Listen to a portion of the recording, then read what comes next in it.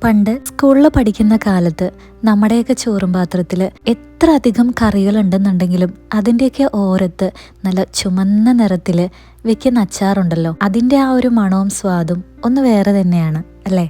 ഞാനൊക്കെ സ്കൂളിൽ പഠിക്കുന്ന സമയത്ത് ഇൻസ്റ്റാഗ്രാമും യൂട്യൂബും ഫേസ്ബുക്കും പോലെയുള്ള ഒന്നും തന്നെ അങ്ങനത്തെ ഒരു സോഷ്യൽ മീഡിയ പ്ലാറ്റ്ഫോംസും അന്നുണ്ടായിരുന്നില്ല. എന്നിട്ട് പോലും ഏറ്റവും കൂടുതൽ അച്ചാറുകളുടെ റെസിപ്പി കണ്ടേക്കുന്ന ഒരാൾ ഞാനായിരിക്കും. അതെൻ്റെ അമ്മയുടെ അടുത്തും അമ്മൂമ്മയുടെ അടുത്തു നിന്നാണ്.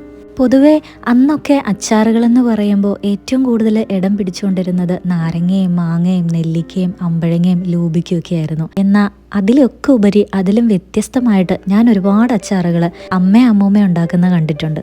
അവരുടെ റെസിപ്പികളിൽ ഏറ്റവും കൂടുതൽ നിലനിന്നിരുന്നത് നമ്മുടെ വീട്ടിലുണ്ടാകുന്ന പപ്പായ, ജാതിക്ക, ചാമ്പയ്ക്ക അങ്ങനെയൊക്കെ ആയിരുന്നു. അന്നൊക്കെ നമ്മൾ ഉച്ചയൂണിന് കൊണ്ടുപോകുന്നത് ഒരു മെഴുക്ക് വരട്ടിയോ അല്ലെങ്കിൽ അതിൻ്റെ കൂടെ ഒരു മീൻ വറുത്തതോ മുട്ട വറുത്തതോ ഒക്കെ ആയിരിക്കും. പക്ഷേ അതിൻ്റെ കൂട്ടത്തിൽ ഒരു നാരങ്ങച്ചാറോ മാങ്ങച്ചാറോ അല്ലെങ്കിൽ എന്തെങ്കിലും ഒരു പിക്കിള് കൂട്ടത്തിലുണ്ടെന്നുണ്ടെങ്കിൽ ആ ചോറുപാത്രം തുറക്കുമ്പോൾ തന്നെ ഒരു മണം വരും, നല്ല സ്വാദുള്ള ഒരു മണം.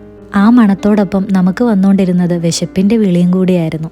അന്നൊക്കെ എല്ലാ സ്കൂളിൻ്റെ മുൻപിൽ ഓരോ പെട്ടിക്കടകൾ ഉണ്ടാവും. നല്ല കടല വറുത്തതും കപ്പലണ്ടി മിഠായും ചില്ലുഭരണിക്കുള്ളിൽ പല നിറത്തിലുള്ള മിഠായികളും അതിൻ്റെയോടൊപ്പം തന്നെ കുഞ്ഞു കുഞ്ഞു പാക്കറ്റിലാക്കിയ പലതരം അച്ചാറുകളും ഉപ്പിലിട്ടതും. 1-2 ദിവസം നമ്മൾ അച്ചാർ എടുക്കാൻ വൈകിയിട്ടുണ്ടെങ്കിൽ അല്ലെങ്കിൽ മറന്നിട്ടുണ്ടെങ്കിൽ ആ 50 പൈസയുടെ അച്ചാർ വാങ്ങിക്കാൻ നമ്മൾ ഓടിപ്പോവാറുണ്ട് അല്ലേ. നമ്മൾ നമ്മുടെ വിഷയത്തിൽ നിന്ന് ഒരുപാട് തെന്നി മാറിയെന്ന് തോന്നുന്നു. ഞാനിവിടെ അച്ചാറിടുന്ന റെസിപ്പി കാണിക്കാനാണ് വന്നത്.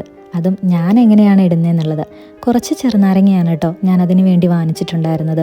ഉപയോഗിച്ച പൊടികൾ കുറച്ച് കായപ്പൊടി, മുളക് പൊടി, അതുപോലെ കുറച്ച് കടുക് പൊടിച്ച് വെച്ചതും, അതുപോലെ തന്നെ കുറച്ച് ഉലുവാപ്പൊടി. മറ്റു കാര്യങ്ങളെല്ലാം ഈ വീഡിയോയിലൂടെ നിങ്ങൾക്ക് മനസ്സിലായി കാണുമെന്ന് വിചാരിക്കുന്നു. ചെറുനാരങ്ങ കുറച്ച് വെള്ളത്തിൽ അല്പം ഉപ്പ് ചേർത്ത് ഞാൻ ആദ്യമേ വേവിച്ചെടുത്തിട്ടുണ്ട്. പക്ഷേ ഒരുപാട് നേരമൊന്നും വേവിക്കേണ്ട. ആ വെള്ളം ഒന്ന് തിളച്ച് കഴിഞ്ഞാൽ നമുക്ക് ചെറുനാരങ്ങ മാറ്റി അരിഞ്ഞെടുക്കാം. അതുപോലെ ഇഞ്ചിയും വെളുത്തുള്ളിയും വളരെ നല്ല രീതിയിൽ ചോപ്പ് ചെയ്തിട്ടാണ് ഞാനിവിടെ യൂസ് ചെയ്തിട്ടുള്ളത്. അത് മറ്റൊന്നിനും വേണ്ടിയിട്ടല്ല, ഗ്രേവി കുറച്ച് തിക്കാക്കാനും അതിൻ്റെ ഫ്ലേവർ ഗ്രേവിയിൽ നന്നായിട്ട് പിടിക്കാനും വേണ്ടിയിട്ടാണ്. കടുക് പൊട്ടിക്കുന്നതിന് പകരമാണ് ഞാൻ കടുക് ഇതിൽ പൊടിച്ച് ചേർത്തിട്ടുള്ളത്. അതൊരു പ്രത്യേക ടേസ്റ്റാണ് കേട്ടോ. നിങ്ങളെല്ലാവരും ഒന്ന് ട്രൈ ചെയ്ത് നോക്കിക്കോളൂ.